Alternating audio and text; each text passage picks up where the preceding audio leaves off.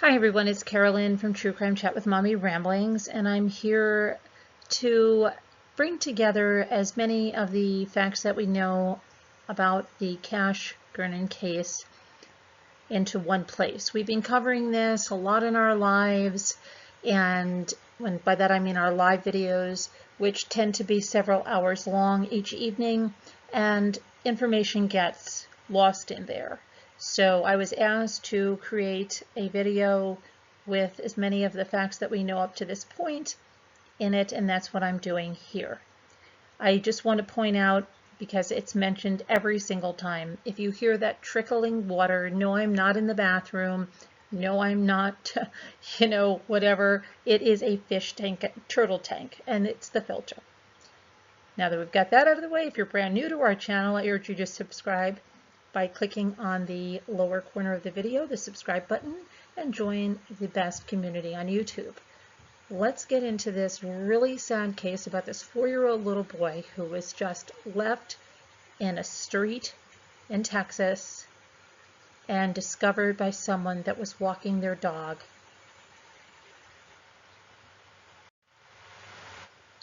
So 4-year-old Cash Gernon, he was left. He had no shirt, no shoes, and no signs of life. Left in a puddle of blood, stabbed with an edged weapon. And the woman who found him while she was walking her dogs said that there was blood on the boy's face and ants were on the bottoms of his feet. I quote, she said, "I turned into the street and thought I saw a dog lying there. When she realized it was a young child, she says she just started screaming. She called 911. She stayed with little Cash until emergency personnel arrived. She was afraid someone would run him over." Horrific, horrific, absolutely horrific. And this was around 6:45 a.m. on May the 15th of 2021. Who is Cash? How is this little boy in the street? Well, it's even stranger that it was over 4 hours later before he would be reported missing. And that report was made by Monica Sherrod. Now, in the beginning, she either tried to pass herself off as the mother. Some people thought she was the mother. She is not the mother. She's not the stepmother. She's the girlfriend of Cash's father. Cash is also a twin. He has a twin brother, Carter. This is such a heart-wrenching case when you think about these little boys. And when we get into this a little bit further, it's just, it's hard. It's so hard to watch surveillance video that this Monica gave to the police, because you will see these little boys sleeping together in a convertible crib that's been converted into a toddler bed, and you will see what Monica says is 18-year-old Darren Brown. She says he broke into their home and kidnapped the little boy. So she shows this video that shows Darren taking Cash and leaving. But then there's also a video where 4 hours later where he comes back and he stands over Carter. Something seems to startle him and he leaves. What that was, we're not sure of. Now, let's keep going, because this is really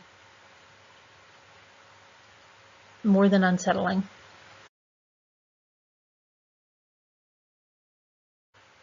So that surveillance camera footage that Monica showed to the police and the police viewed somehow was obtained by a tabloid called the Daily Mail in the UK.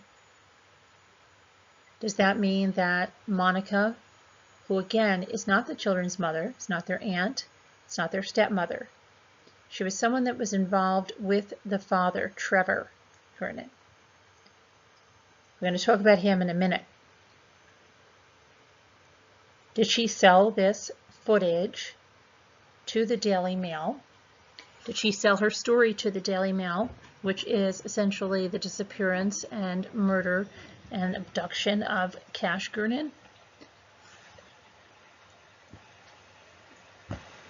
One can only assume at this point. So, Darren Brown was picked up at his house, and he was taken for questioning, and he was arrested and booked. But he wasn't charged with murder. He's charged with kidnapping and burglary. We'll get to more on him in just a few seconds. I'm just trying to go through this, guys. There's a lot of stuff out here. I want to help you understand it the best I can, and I tend to go over some things. I think you understand it more if you go over things more than once. I think it's like 3 times is the charm.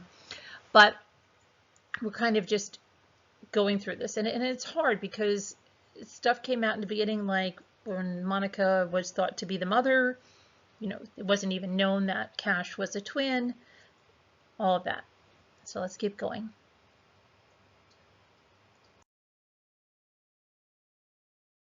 This Monica Sherrod lives in the 7500 block of Florina Parkway, and that's in the Mountain Creek area of Dallas. Monica, again, the person that identifies Darren Brown in the surveillance video. Now, during a search of this residence, investigators and officers found a piece of tissue paper with drops of blood on it and a small pocket knife. And that's according to the search warrant affidavit.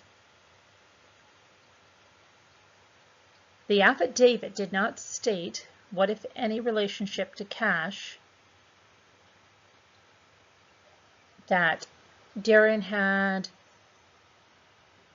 and what relationship, if any, he had to Monica or any of the family members living in that house, and it didn't mention any motive for kidnapping Cash. Police go to Darren Brown's house, and they take him to Dallas Children's Advocacy Center for an interview before booking him into jail. He is now charged with kidnapping and burglary, but not murder. It's expected that after forensic analysis is completed, there will probably be more charges ahead. Now, here's where it gets a little tricky. Also living in this house is an 18-year-old, Cameron Mori. He allegedly is Monica's son. When Cash was abducted, he spoke out. He identified himself as Cash's brother, which he is not his biological brother. Okay, he's not even his stepbrother legally. He described Cash as being a happy boy who loved superheroes, said he used to pretend to be Iron Man and send imaginary energy rays just like Tony Stark. Cameron says his mom won't stop crying, again, his mom being Monica, and that his brothers and sisters don't know what to do. Now, as for Cameron, he says he's already cried out.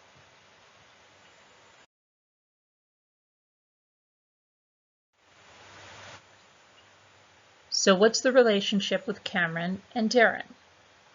Cameron says that he knew Darren from Duncanville High School and middle school. He said they had been friends.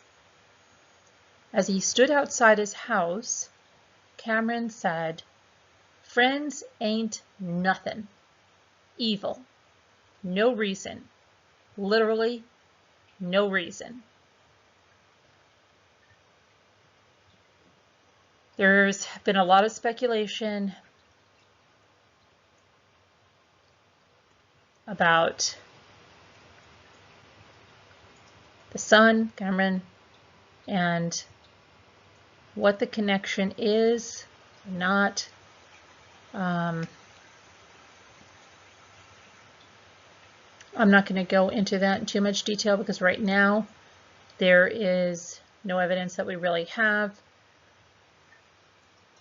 on that, so I'll just leave it at that, and I'm going to go on to Mimi Brown, Darren's mother, who said she was at the house when Derriyn was arrested. She said it is not possible that Derriyn kidnapped the boy, Cash, because he was home all weekend. And I quote, she said, "That's not right at all. I know my son is traumatized. I know he is scared because I'm scared." Mimi Brown also said that her son is a patient at Metro Care Services, and they provide mental health care to children and adults. She said that he takes care of several younger cousins and that he would not have hurt Cash. And I quote, she said, "Derriyn is very kind. I feel like he's being framed."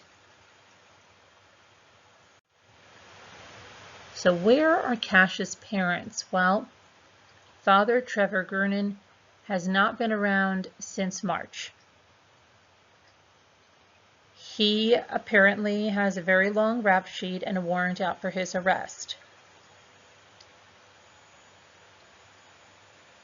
He allegedly fled in March to avoid going to jail. So he left the boys with Monica Sherrod without telling Cash's mother, Melinda Mindy Seagroves, where she was, where the kids were, I'm sorry.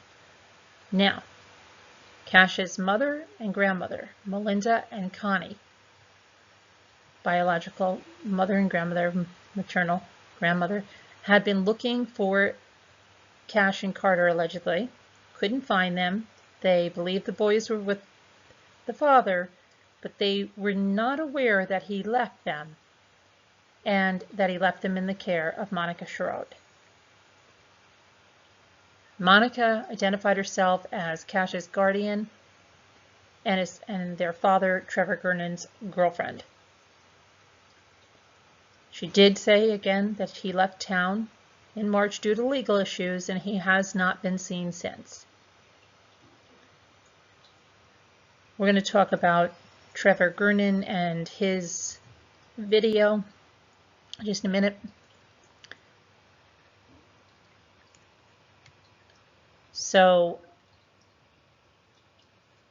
that is what we have now. When this first happened, Monica stated that the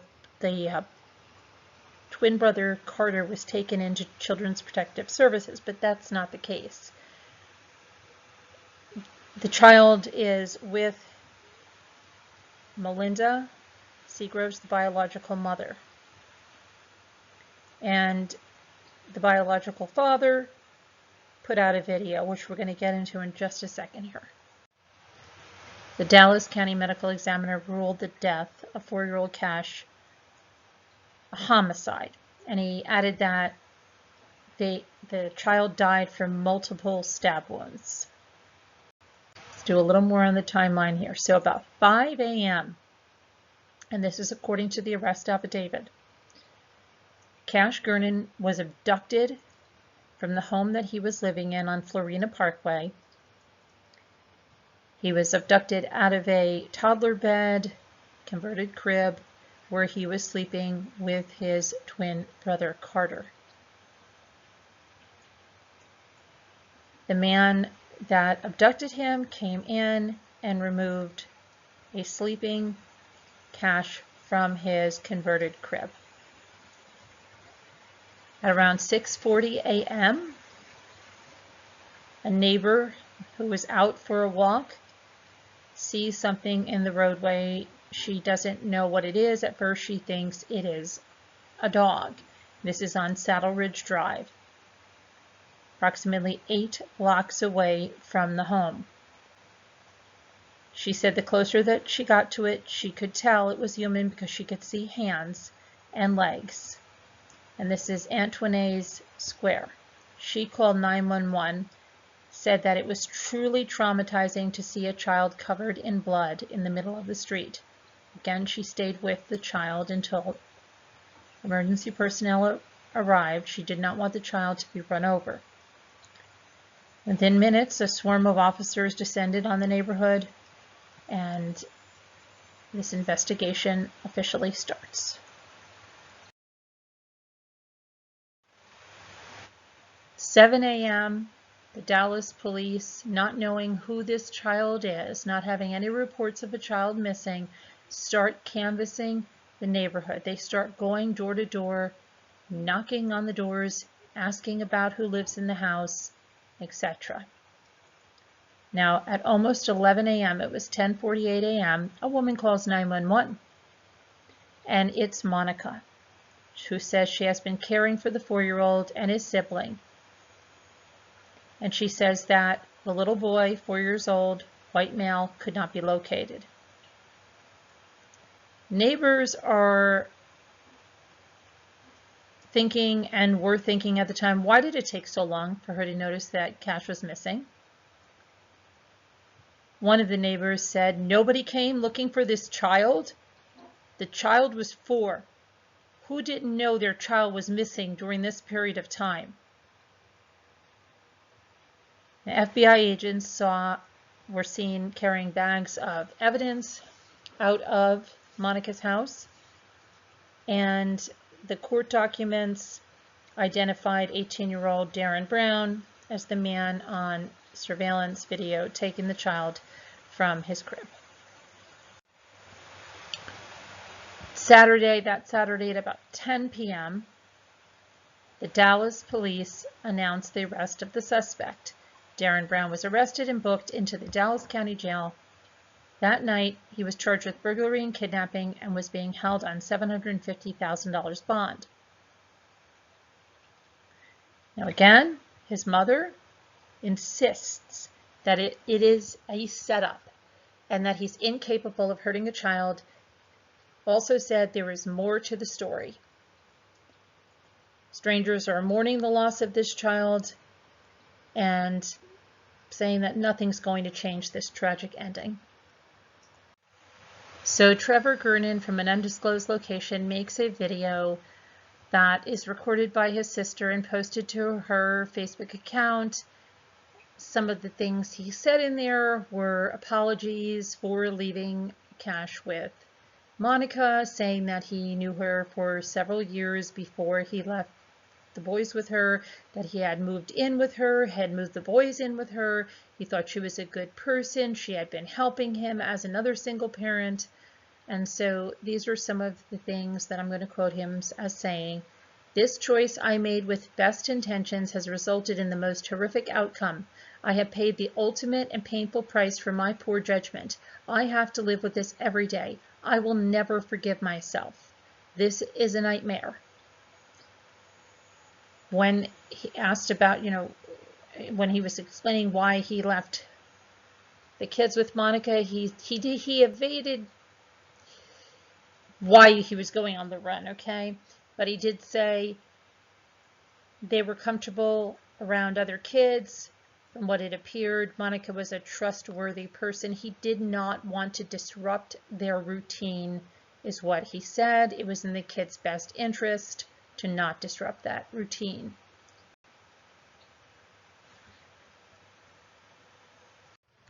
Now, the video of Cameron showing what happened is a little bit suspect for a couple of reasons. First, he describes the door as being busted open. It really doesn't look like that. It looks like it could, what he calls busted open, it looks like maybe somebody took a knife that got locked out and tried to jimmy it open, kind of thing. It doesn't look like anything that major. The door is horrendous, let's put it that way. It looks like that type of thing has been done to it many times, maybe by someone that forgot a key. It's really in very bad shape.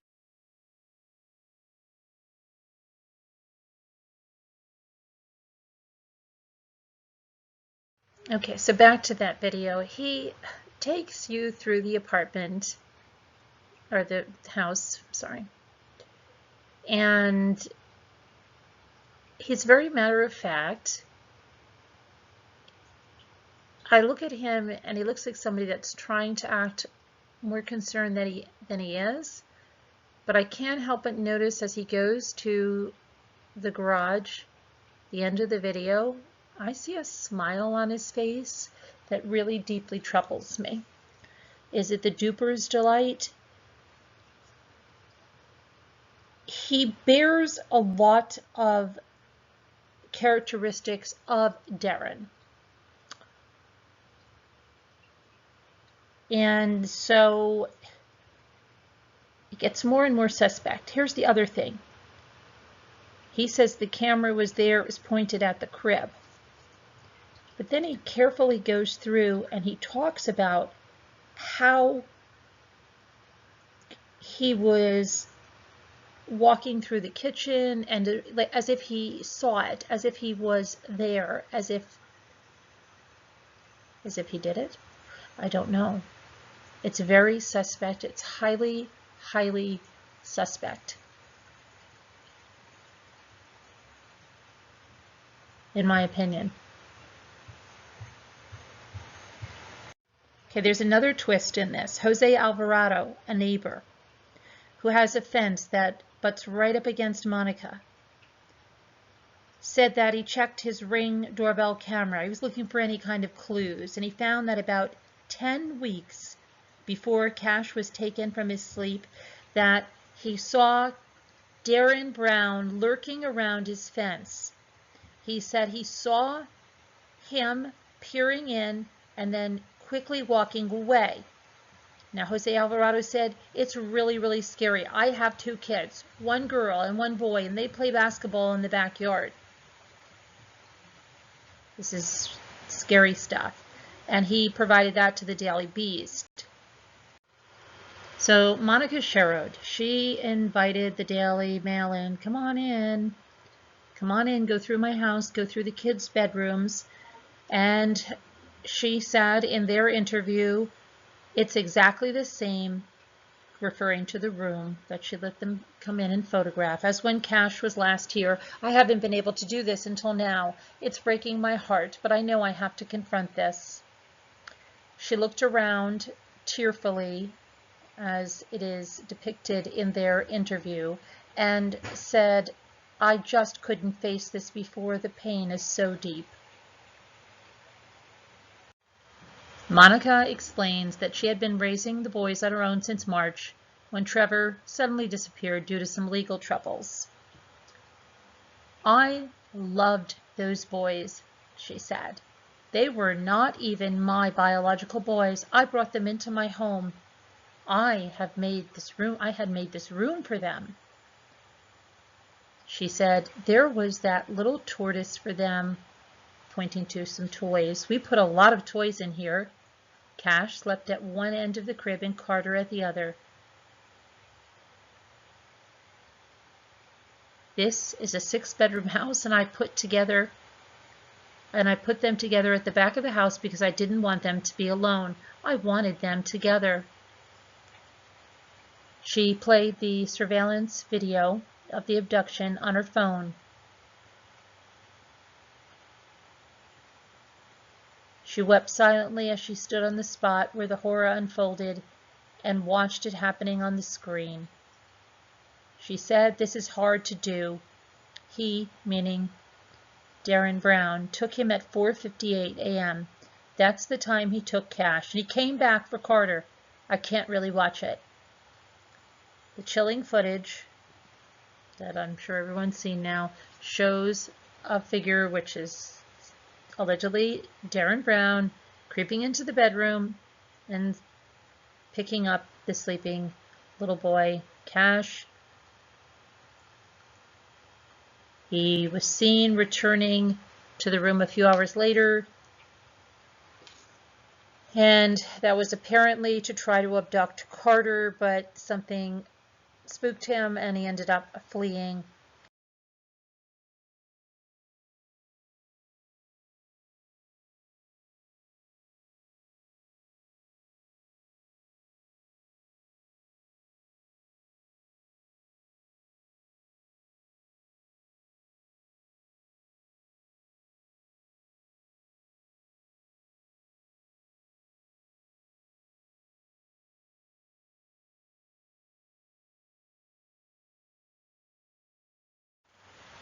Now this camera, Monica says, was there because there had been thefts in the neighborhood and she was trying to be safe. She says that this person came back a second time, meaning Darren Brown, at around 7:30 a.m. He came back for Carter, but he was scared off by something. You can see him on the video running out like he's startled. Monica says that Darren, whom she describes as an acquaintance of one of her sons, has visited the house 2 days earlier, and that he interacted with Cash while she was out, which made her angry at the time. I told him, "Don't come back around my kids. I don't want you." I was out grocery shopping when he was here. I'd left the twins with my boys and daughter. He was only here a short time. Emily said he creeped her out. I got upset with them. Monica said Cash and Carter had been living with her full-time since Valentine's Day. After their dad, a construction worker, moved in with her, she continued to look after them, obviously, up until the day that Cash was killed. She mentioned that the two of them had known each other, just as Trevor had said, for a couple of years. They met in their home city of Houston, and she said that that fateful morning when Cash was taken, that she had gotten up late. She thought it was weird. It's 10 o'clock already, you guys. So I figured Cash was still in bed. That's what she said. What about Carter? Well, Monica has an answer about Carter. She said that Carter told her he went outside. So we believed Carter. I started screaming. "Cash, if you're hiding from Mommy, it's not funny anymore. Come out, it's time for breakfast." He wouldn't answer. She said her sons began frantically searching the local area and yelling for Cash. He wasn't answering, and I knew something was wrong. I called 911. And they asked, when did I notice he was gone? I said, immediately when I got up, when Carter woke me up. I didn't even think about the surveillance system.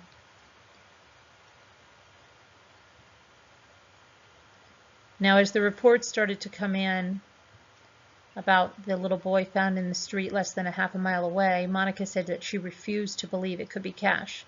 I was crying and confused and in a million pieces and praying they would still find Cash and that the little boy wasn't Cash. Kept telling my daughter, "That's not Cash." And she said, "Mommy, it has to be."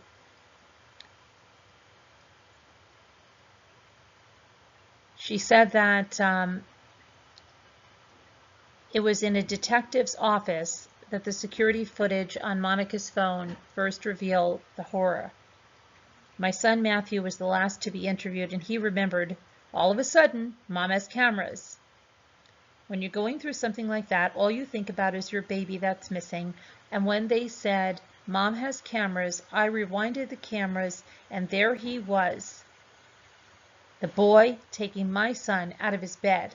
I freaked out. I was devastated. I started screaming because my daughter kept telling me, "Mom, somebody did this. Mom, somebody did this to our baby." And I'm like, no, they didn't. He's going to be found. Okay, so Monica's throwing a lot of shade over on Melinda Seagroves, which is Cash's biological mother. And she said that, she said it's not, she doesn't believe that they were frantically searching for the twins, as has been reported. And I quote, she said, "She wasn't. Last Christmas, we begged her to even FaceTime with the boys, and she said she wouldn't. She's a trucker. She hadn't properly seen those boys for 2 years. Trevor had custody of them. Now all of a sudden it's reported that she and her mother were looking for them, and they missed them because Cash passed away." Now it's also reported, she said, that Carter is back with her, which I don't believe is true. I think he's in the custody of Child Services. Dallas police said that Carter was indeed reunited with Melinda Seagroves, but we don't know whether he's still in her custody today. That wasn't revealed fully. She continues to throw shade on Melinda, saying that if the boys had seen a picture of her, they wouldn't even recognize her, and that they call Monica mommy, not Melinda. They can't even recognize her from a photo. She's also very upset that Melinda is banning her from attending Cash's funeral. She said, "I don't understand why. I took care of them. She wasn't there." But she said that the mother has said to Trevor's mother that she is not to go to the funeral. She said, "It's not right. I love Carter and I loved Cash." Why does she love Cash? It should be loves Cash. Love, it shouldn't be past tense.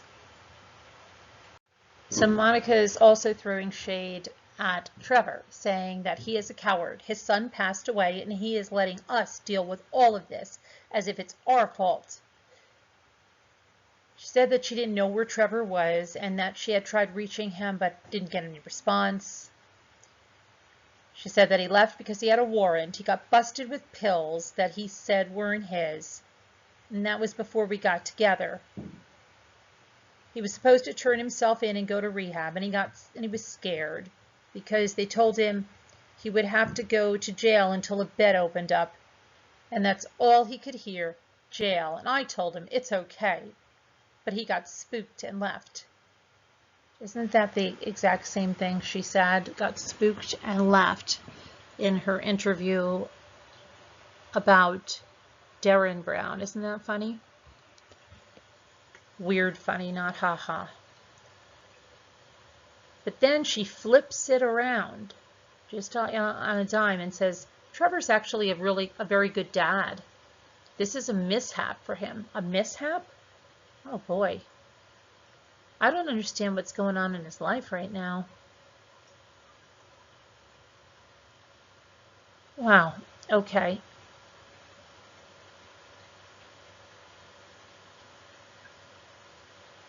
So there are two other children, Landon and Matthew, who were taken into Child Protective Services. And she said that they were fostered along with Emily and Cameron. She said, I fought for 4 years to get them back, and I did. I lived on the streets. I sold everything I had. I didn't care. I wasn't going to stop fighting, and now I have to fight again. But I will. The CPS, they took my kids. This is not fair. So these are the 4 kids. Landon and Matthew were taken, and then Emily and Cameron.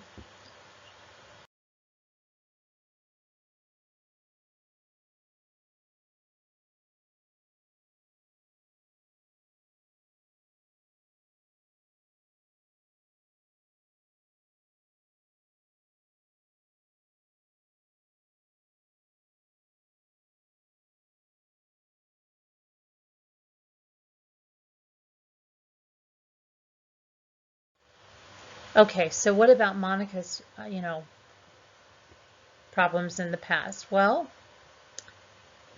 she has a criminal history that includes assault and a DWI. Like I said before, she has pled guilty in 2013 for attacking her mother, Leslie Pinkerton. She was sentenced to 2 years of community supervision, participation in a domestic violence treatment program. She had to give a $100 donation to a family violence center, and she got a $200 fine.